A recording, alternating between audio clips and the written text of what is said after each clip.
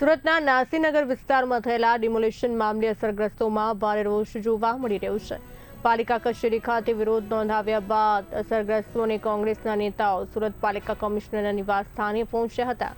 પાલિકા કમિશનરના બંગલા બહાર મોટી સંખ્યામાં લોકો એકત્રિત થઈને ધરણા પર બેઠા હતા અને પોતાની માંગણીઓ તેમજ અસંતોષ વ્યક્ત કર્યો હતો। જો કે પરિસ્થિતિ વધુ ઉગ્ર બને તે પહેલા પોલીસ કાફલો સ્થળ પર પહોંચ્યો હતો અને વિરોધ પ્રદર્શન કરી રહેલા તમામ લોકોને ડિટેન કરી ત્યાંથી ખસેડવાની કાર્યવાહી હાથ ધરી। वो मुसीबत तो पूछो ही मत, वो हम पे बीतरी, तुम लोगों पे नहीं बीतरी। जो घर में बंगलों में सो रहे उन पे नहीं बीतरी। सरकार जो सोई लिए ना वो उड़ जाए। अब जिसने नहीं तोड़ा और तोड़ा तो वो पकड़ सकते, और पैसे वालों ने पैसे खा चुके, तो हम गरीबों का क्या होएगा।